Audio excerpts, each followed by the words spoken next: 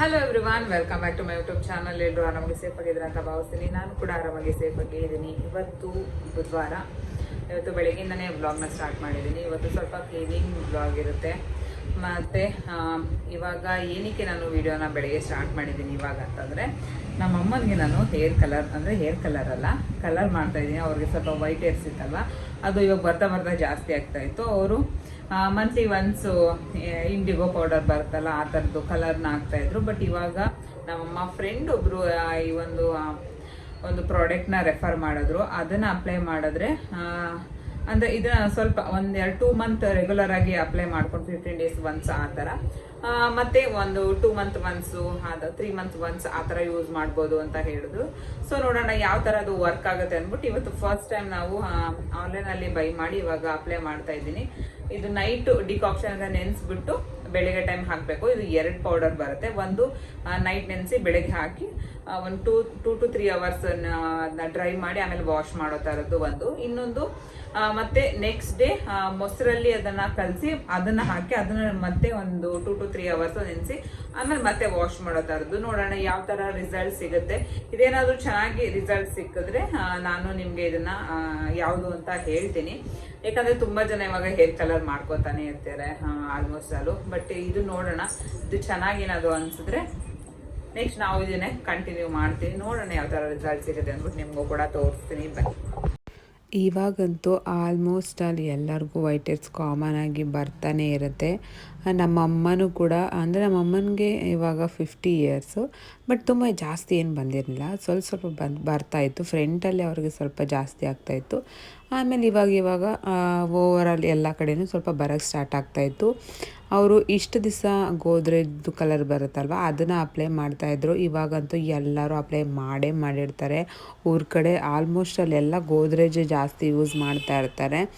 ಆಮೇಲೆ ನೋಡೋಣ, ಈ ಒಂದು ಹೊಸದೊಂದು ರೆಮಿಡೀಸ್ ಇತ್ತು. ಇದರಲ್ಲಿ ಆಲ್ಮೋಸ್ಟ್ ಅಲ್ಲಿ ಎಲ್ಲ ನ್ಯಾಚುರಲ್ ಆಗಿ ಪೌಡರ್ಗಳೇ, ಆಯುರ್ವೇದಿಕ್ ಪೌಡರ್ಗಳು ಇರೋದು.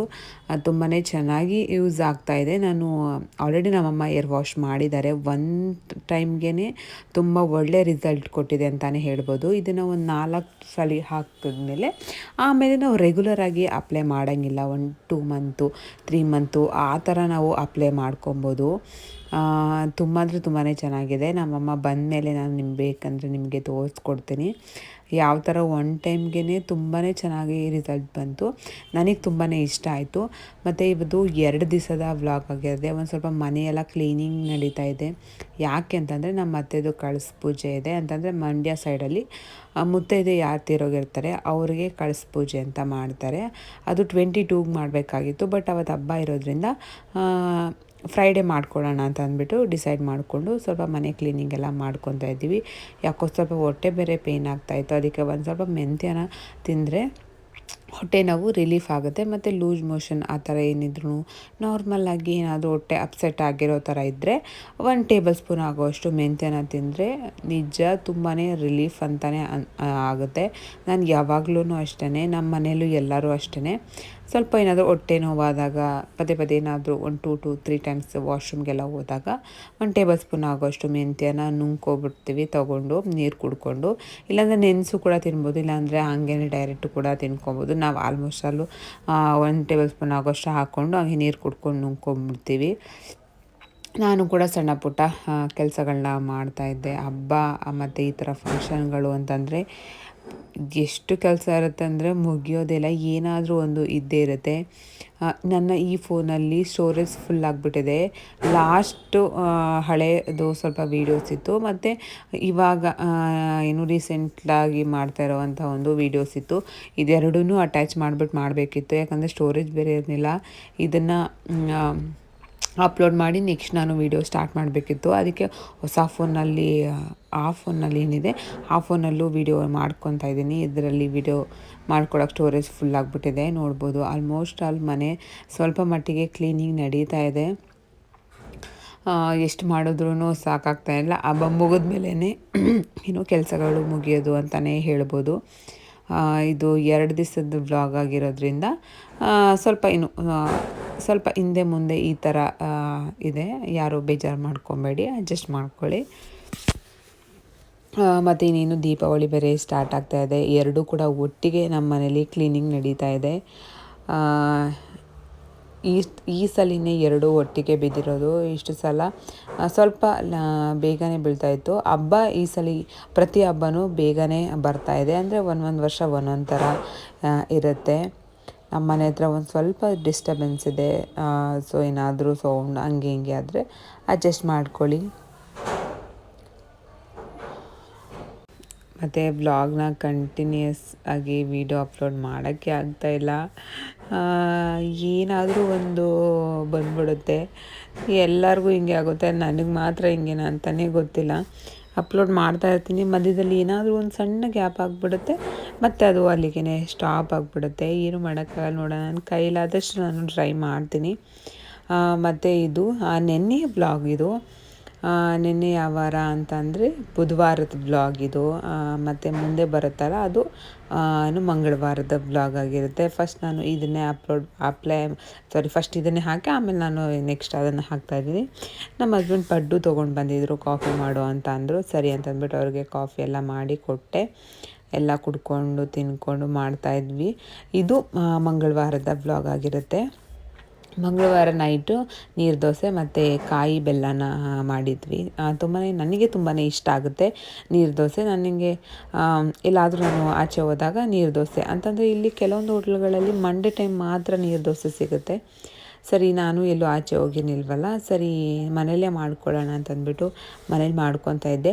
ಏನಿಲ್ಲ, ಬೆಳಗ್ಗೆ ನಾನು ನೆನೆಸಿದ್ದೆ. ಬೆಳಗ್ಗೆ ನೆನೆಸ್ಬಿಟ್ಟು ಮತ್ತು ನೈಟು ರುಬ್ಕೊಂಡು ಒಂದು ಹೋಳು ಆಗೋಷ್ಟು ತೆಂಗಿನಕಾಯಿ ತುರಿನ ಹಾಕ್ಕೊಂಡು ರುಬ್ಕೊಂಡು ರುಚಿಗೆ ಎಷ್ಟು ಬೇಕಷ್ಟು ಉಪ್ಪು ಹಾಕ್ಕೊಂಡ್ರೆ ಸಾಕಾಗುತ್ತೆ. ಉಪ್ಪನ್ನ ನೋಡ್ಕೊಂಡು ಹಾಕೋಬೇಕು, ಸಪ್ಪೆ ಆದ್ರೂ ದೋಸೆ ಬರೋದಿಲ್ಲ. ನೋಡಿಕೊಂಡು ಹದವಾಗಿ ನಾವು ಉಪ್ಪನ್ನ ಹಾಕ್ಕೊಂಡು ತೆಳುವಾಗಿ ಒಂದು ನಾನ್ ಸ್ಟಿಕ್ ತವಾದ ಮೇಲೆ ಹಾಕಿದ್ರೆ ಮುಗೀತು. ನನಗೆ ಈ ಬೆಲ್ಲ ಮತ್ತು ಕಾಯಿ ತುರಿ ಈ ಒಂದು ಕಾಂಬಿನೇಷನ್ ಸಿಕ್ಕಾಪಟ್ಟೆ ಇಷ್ಟ ಆಗುತ್ತೆ. ನಿಮಗೂ ಕೂಡ ಇಷ್ಟ ಆಗುತ್ತಾ? ಕಾಮೆಂಟ್ ಮಾಡಿ ಹೇಳಿ.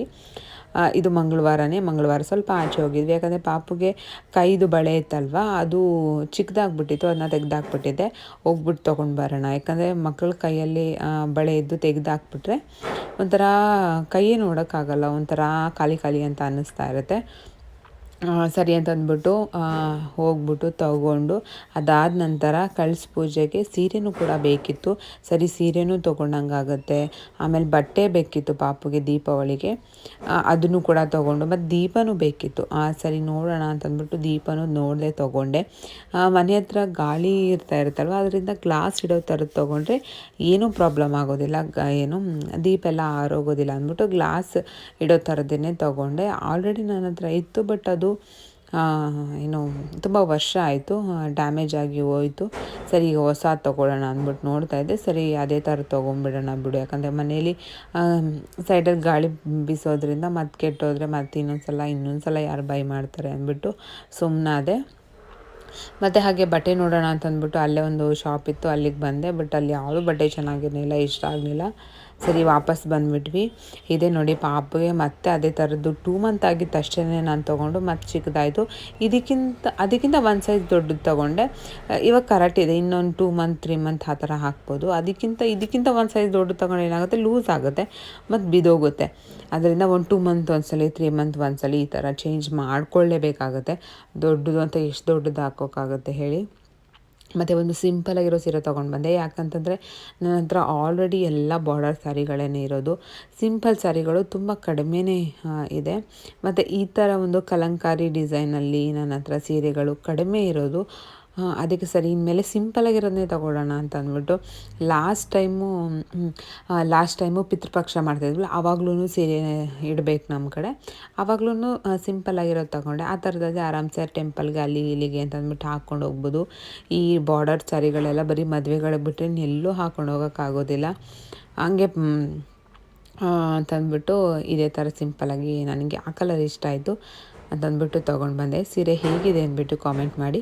ಮತ್ತು ದೀಪನ ತೊಗೊಂಡು ಬಂದಿದ್ವಲ್ಲ, ಅದನ್ನು ಯೂಸ್ ಮಾಡೋಕ್ಕಿಂತ ಮುಂಚೆ ಒಂದು ಸಲ ನೀರಲ್ಲಿ ನೆನೆಸಿ ಅದಾದ ನಂತರ ನಾವು 1 ಡೇ ಆದರೂ ನೆನೆಸ್ಬೇಕಾಗತ್ತೆ. ಆಮೇಲೆ ಮತ್ತೆ ಯೂಸ್ ಮಾಡ್ಕೊಬೋದು. ಡೈರೆಕ್ಟ್ ವಾಶ್ ಮಾಡಿ ಒಣಗಿಸಿ ನಾವು ದೀಪನ ಅಂಟಿಸ್ಬಿಟ್ರೆ ಅದು ಬಿಸಿಗೇನಾಗುತ್ತೆ, ಒಡೆದೋಗ್ಬಿಡುತ್ತೆ. ಆದ್ದರಿಂದ ಮತ್ತು ಇನ್ನೊಂದು ಏನಂತಂದರೆ ಎಣ್ಣೆನೂ ಕೂಡ ಜಾಸ್ತಿ ಹೀರ್ಕೊಳ್ಬಿಡುತ್ತೆ. ಈ ಥರ ನಾವು ಮಾಡೋದ್ರಿಂದ ಎಣ್ಣೆ ಹೀರ್ಕೊಳ್ಳೋದಿಲ್ಲ. ನೋಡಿ ನಾವು ಆಲ್ರೆಡಿ ಇದು 4 ಇಯರ್ಸ್ ಆಯಿತು ಅನಿಸುತ್ತೆ ನಾನು ಅದನ್ನು ತಗೊಂಡು. ಅದು ಹೋಯ್ತು. ಸರಿ, ಇವಾಗ ಇನ್ನೊಂದು ಹೊಸ ಅದನ್ನ ತಗೊಂಡೆ. ಎಣ್ಣೆ ಹೀರ್ಕೊಂಬಿಡುತ್ತೆ ಜಾಸ್ತಿ ಆದರೆ. ಅದಕ್ಕೆ ಈ ಥರ ಮಾಡಿದ್ರೆ, ನೀರಲ್ಲಿ ನೆನೆಸಿ ಡ್ರೈ ಮಾಡಿದ್ರೆ ಅಷ್ಟು ನೀರೇನು ಎಳ್ಕೊಳ್ಳೋದಿಲ್ಲ. ಮತ್ತು ಹಂಗೆ ಒಂದು ನೇಲ್ ಪಾಲಿಶ್ ತೊಗೊಂಬಂದೆ. ಮತ್ತು ಡಿ ಮಾರ್ಟಲ್ಲಿ ಶಾಪಿಂಗ್ ಹೋಗಿದ್ವಿ. ಮತ್ತು ಇವತ್ತಿನ ಬ್ಲಾಗ್ ನಿಮಗೆ ಇಷ್ಟ ಆಗಿದ್ರೆ ಪ್ಲೀಸ್ ಲೈಕ್, ಶೇರ್, ಕಮೆಂಟ್.